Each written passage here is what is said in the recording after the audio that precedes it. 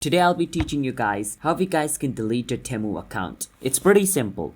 After you open Temu, you want to click on You at the bottom of your screen in the middle. From over here, you want to click on the settings option. So scroll a bit down and click on setting.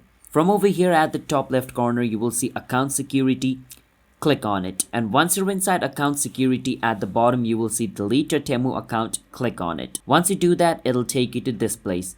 Over here, click on this. Once this is tick marked, click on continue and your Temu account will be permanently deleted. Just remember, once you delete your Temu account, you won't be able to recover anything. It's going to be permanently deleted. So before deleting a Temu account, think twice because once it's gone, it's permanently gone. So I hope you understand how you guys can delete a Temu account.